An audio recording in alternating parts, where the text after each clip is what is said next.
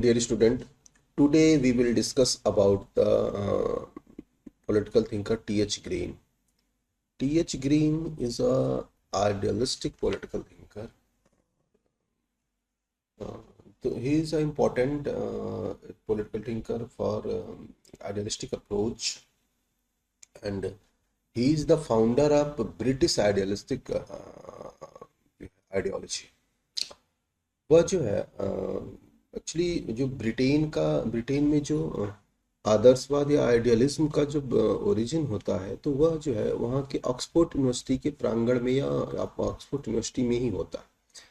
Oxford university में जो है एक्चुअली ग्रीन का प्रभाव सबसे ज़्यादा है, और ग्रीन के प्रभाव के कारण ही वहाँ में जो ऑक्सफोर्ड यूनिवर्सिटी है या इंग्लैंड है, उसमें जो आदर्शवाद का एक व्यापक प्रभाव या फिर एक व्यापक जो है फैलाव देखने को मिलता है। जो ग्रीन के विचारों से प्रभावित होकर बहुत सारे ब्रिटिशर्स ने, बहुत सारे ब्रिटिश थिंकर्स ने जो है अपनी आइडियोलॉजी को एक आइडियलिस्टिक या फिर एक आदर्शवादी विचारक के रूप में प्रस्तुत किया। ग्रीन जो है, ग्रीन की सबसे बड़ी उपलब्धि क्या है कि ग्रीन को सबसे ज़्यादा इम्पोर्टेंस इसलिए दिया जाता है क्योंकि उसने जो है उस समय की जो सिचुएशन थी, जो वह एरा था जब ग्रीन जो है अपने आइडियोलॉजी को डेवलप कर रहा था, जब अपने विचारों का निर्माण कर रहा था, तो वह जो एरा था वो बड़ा कॉन्फ्लिक्ट फुल था। क्योंकि एक तरफ जो है वह लिबरलिज्म अपने पैर फैला रहा था, या लिबरलिज्म जो है वह अपने विचारों को प्रसारित करने में लगा हुआ था, तो दूसरी तरफ जो है, चूंकि 19th सेंचुरी का वो थिंकर है, तो दूसरी तरफ जो है वह जो सोशलिज्म है, जो मार्क्सिज्म है, वह भी अपने पैर को फैला रहा था, अपने विचारों का प्रसार कर रहा था। और मार्क्स तो इतने अग्रेसिव मोड में अपने विचारों को फैला रहे थे कि अगर हम सत्ता में आ गए तो हम इनको उखाड़ फेंकेंगे, इस विचारधारा को खत्म कर देंगे, तो उस विचारधारा को खत्म कर देंगे। तो यह दोनों के बीच का जो कॉन्फ्लिक्ट है, यह दोनों विचारधाराओं के बीच का जो विवाद है, जो कंट्रोवर्सी है, जो झगड़ा है, इसी के बीच जो है वह ग्रीन अपने विचारों को डेवलप कर रहा है। तो ग्रीन का महत्व इसलिए है क्योंकि उस पे समाजवाद या मार्क्सवाद के विचारों का भी प्रभाव दिखाई देने लगता है, और उस पे जो है वह उदारवाद के विचारों का भी प्रभाव दिखाई देने लगता है। क्योंकि दोनों प्रभाव उस समय उस वातावरण में फैले हुए थे, और कोई भी व्यक्ति, कोई भी थिंकर, कोई भी विचारक जब अपने विचारों का निर्माण करता है, जब अपने विचारों को बनाता है, जब अपने आइडियाज डेवलप करता है, तो उस पे उसके जो लिटरेचर सोर्स हैं, जो सोर्स ऑफ लिटरेचर है, उससे ज्यादा उसकी परिस्थितियों का, उसका प्रभाव पड़ा, उसके विचारों पे उसकी परिस्थितियों का प्रभाव पड़ा, और उन परिस्थितियों ने उसे प्रभावित भी किया। जो टी.एच. ग्रीन जो है वह एक पादरी के पुत्र थे। उनके पिता जो है वह ब्रिटेन के एक बहुत ही चर्चित और पॉपुलर पादरी थे, और उनका जो जीवन था वह नैतिकता से भरा हुआ, नैतिकपूर्ण था। एक्चुअली वो मोरलफुल लाइफ जो है वह जी रहे थे, सरवाइव कर रहे थे, क्योंकि उनके पिता पादरी थे, और उन्होंने उन सारी नैतिकताओं को, उन सारी मोरालिटी को जो वह लोगों को सिखाते थे, लोगों को बताते थे, या लोगों को करने के लिए प्रेरित करते थे, वह सारी मोरालिटी, वह सारे रूल्स रेगुलेशन जो है उन्होंने अपने घर पे भी यूज किया हुआ था, लागू किया हुआ था। और यह सारी चीजें यूज टू थी किसके लिए?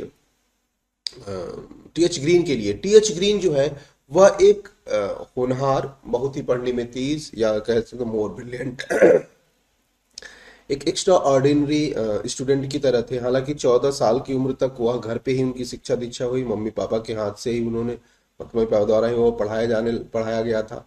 लेकिन 14 साल की बाद उनको स्कूल में जब दाखिला कराया गया, फिर बाद में उन्हें जो है ऑक्सफोर्ड में उन्होंने पढ़ा, और फिर उसी ऑक्सफोर्ड यूनिवर्सिटी में वो एज अ मॉरल फिलॉसफी के प्रोफेसर के रूप में उन्होंने नौकरी की, और आजीवन वहीं वह ऑक्सफोर्ड में ही एज अ प्रोफेसर वो जॉब करते रहे अपनी मृत्यु पर्यंत तक, या मृत्यु के दिन तक। टी.एच. ग्रीन जो है वह सिर्फ एक अच्छे टीचर, एक अच्छे फिलोसफर, या एक अच्छे व्यक्तित्व के व्यक्ति नहीं थे, वह एक अच्छे पॉलिटिशियन भी थे। उन्होंने वह जो है वह ब्रिटेन के लिबरल पार्टी के एक एक्टिव मेंबर थे। और उन्होंने बहुत सारे ऐसे सुझाव, बहुत सारे ऐसे रिफॉर्म्स जो है वह सजेस्ट भी किए।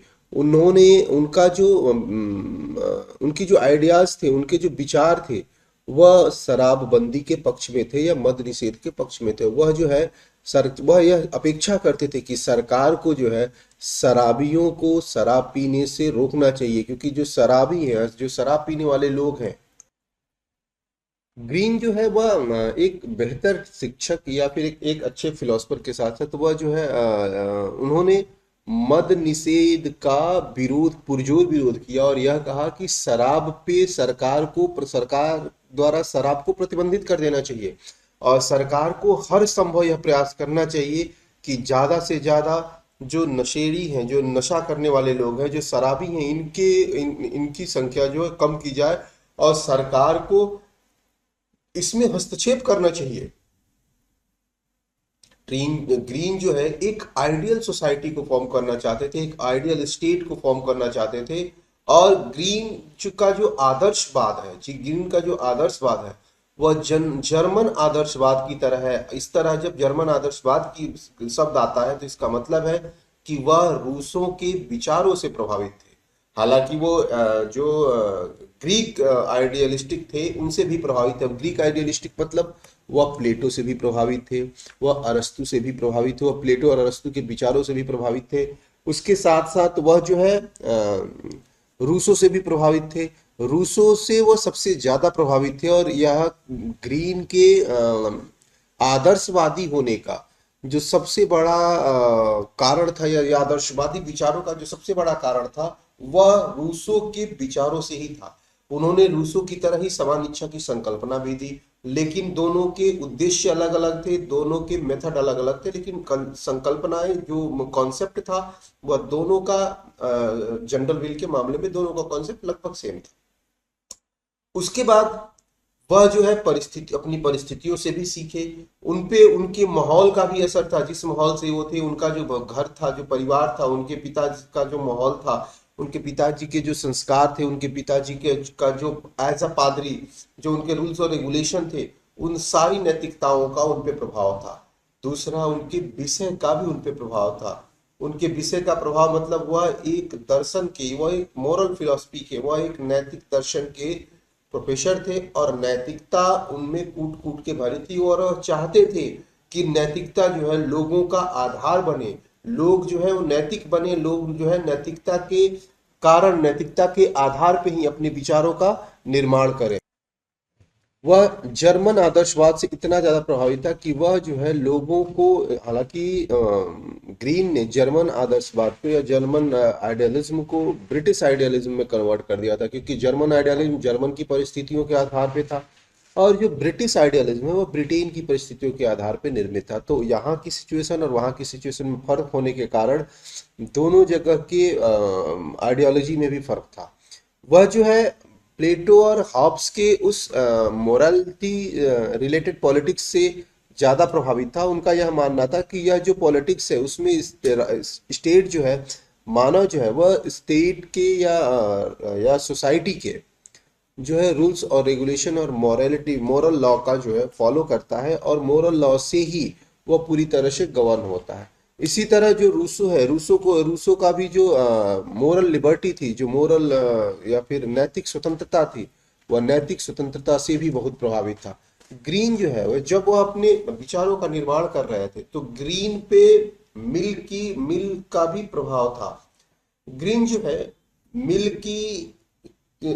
के साथ सामने जो एक संकट था, मिल के सामने पास जो एक कॉन्फ्लिक्ट था कि मिल जब स्वतंत्रता की बात करता है, मिल जब लिबर्टी की बात करता है तो वह जो है इंडिविजुअलिज्म हो जाता है, वह एक व्यक्तिवादी हो जाता है। वह जब उसको सोचता है तो वह एक व्यक्तिवादी की तरह सोचता है, लेकिन जब वह साम्राज्य की बात करता है, जब वो स्टेट की बात करता है तो वह सोशलिज्म की तरफ उसका झुकाव हो जाता है। तो वह जो है इन दोनों में तारतम्य ही नहीं बैठा पाता। वह जो है जब स्वतंत्रता की बात करने आता है, जब स्वतंत्रता की बात करता है तो वह जो है व्यक्तिवादी होकर बात करता है, और जब वह बात करता है राज्य की तब वह सोशलिस्ट होकर बात कर लेता है, सोशलिज्म का प्रभाव उस पर दिखने लगता है। तो यह जो दोनों सिचुएशन है, इन दोनों सिचुएशनों को किसने, ग्रीन ने जो है मिल की दुविधा को, मिल के संकट को ग्रीन ने खत्म किया, क्योंकि ग्रीन एक आदर्शवादी था और इसने जो है अपने विचारों से, अपने सूझबूझ से, अपने जो है अपने विचारों के निर्माण द्वारा इसको जो है इस समस्या का भी पूरी तरह से क्या कर दिया, समाधान कर दिया। फिर मिल के विचारों पे जो परंपरा विरोधी वर्ग था उसका भी प्रभाव था, क्योंकि परंपरा विरोधी वर्ग जो है, जो वह यह मानता था कि यह जो परंपराएं हैं वह हमारी स्वतंत्रता को बाधित करते हैं, वह हमारी स्वतंत्रता में, हमारी लिबर्टी पे एक बैरिकेटर का काम करते हैं। इसीलिए उनका मानना था कि हम जो है अपनी स्वतंत्रता के संरक्षण के लिए, अपनी स्वतंत्रता के विकास के लिए हमें इन परंपराओं का विरोध करना चाहिए, हमें इन परंपराओं को रोकना। वह स्वतंत्रता और नैतिकता के इतने बड़े समर्थक थे कि उन्होंने परंपरा का विरोध करना उचित समझा। उनका यह मानना था कि जो परंपराएं हैं वह लोगों की स्वतंत्रताओं को बाधित करती हैं, रोकती हैं। तो ग्रीन भी उनका समर्थन करते हैं। ग्रीन का यह मानना था कि यह जो परंपराएं हैं वह हमारे विकास में बाधक भी हो सकती हैं, क्योंकि उनका जो है यह जरूरी नहीं कि वो प्रेजेंट, मतलब वर्तमान समय में या प्रेजेंट टाइम में वो रिलेवेंट हो। तो अगर वह रिलेवेंट नहीं है, अगर वह परंपराएं रिलेवेंट नहीं है और वह हमारे समाज में दूषिता को फैलाने का काम करती है, अगर ये समाज हमारे समाज को खराब करने का, गंदा करने का काम करती हैं, तो उन परंपराओं को रोका जाना चाहिए। जैसे जुआ खेलना, शराब, मद निषेध है, जुआ है, या फिर कई तरह की ऐसी बुराइयां हैं जो परंपरा के कारण पहले से ही चली आ रही हैं। तो इन सारी परंपराओं पे, यह समाज विरोधी परंपराओं पे, व्यक्ति विरोधी परंपराओं पे, विकास विरोधी परंपराओं पे ग्रीन का मानना था कि उन पे जो है क्या होना चाहिए, उनको रोका जाना चाहिए, क्योंकि वह हमारी स्वतंत्रता को बाधित करते हैं, वह हमारी नैतिकता में एक बाधा उत्पन्न करते हैं। तो हमारा जो लक्ष्य है, हमारा जो लक्ष्य होना चाहिए वह स्वतंत्रता और नैतिकता में बैलेंस बनाकर, स्वतंत्रता और नैतिकता का बैलेंस बना करके उसका जो है अत्यधिक विकास होना चाहिए। ग्रीन जो है वह एक आदर्शवादी विचारक थे और उन्होंने अपने विचारों से बहुतों को प्रभावित किया, जैसे बोसांके हैं और ब्रेडले हैं। इन सब लोगों पे उनका प्रभाव पड़ा और उन लोगों ने ग्रीन के विचारों से प्रभावित भी हुए। यह जो ग्रीन का जो आदर्शवाद था, ग्रीन का जो आदर्श जो आइडियलिज्म था, वह स्पिरिचुअलिज्म से भी प्रभावित था, अध्यात्मवाद से भी प्रभावित था। वह हिगल से प्रभावित थे और हिगल जो है उस समय का एक आदर्शवादी था। और जो हिगल जो है वह यह मानता है कि ईश्वर जो है वह राज्य जो है वह ईश्वर का क्या है, पदार्पण है, कि ईश्वर जो है वह राज्य में चहलकदमी करने आता है या घूमने आता है।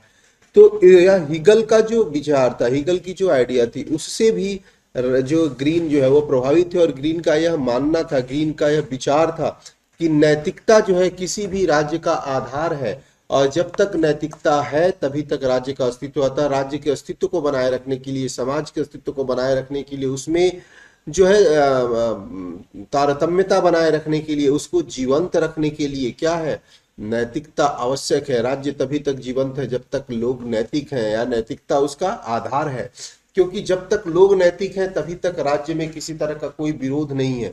तो इस तरह से जो है, जो ग्रीन का विचार था, जो ग्रीन की आइडियोलॉजी थी, वह जो है वह एक आदर्शवादी आइडियोलॉजी थी। उन्होंने मिल की समस्या को भी खत्म करने का काम किया।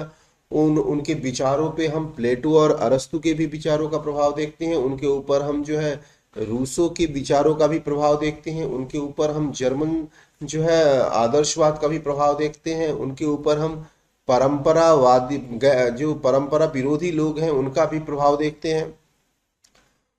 उसके साथ साथ उनके ऊपर जो है हम उनके पिता जो कि पादरी थे, उनका भी प्रभाव देखते हैं। उनके परिवेश का, उनके माहौल का भी प्रभाव देखते हैं।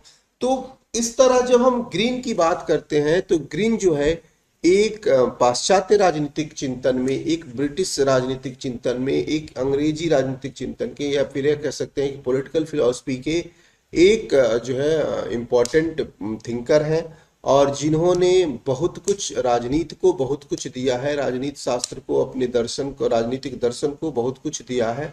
और उनके विचारों के आधार पे भी एक नया जो है कह सकते हैं कि एक नए विचारों का क्रम शुरू होता है। तो इस तरह से हम जो है ग्रीन के विचारों को अब अगले लेक्चर में शुरू करेंगे, अगले लेक्चर में पढ़ेंगे। Thank you.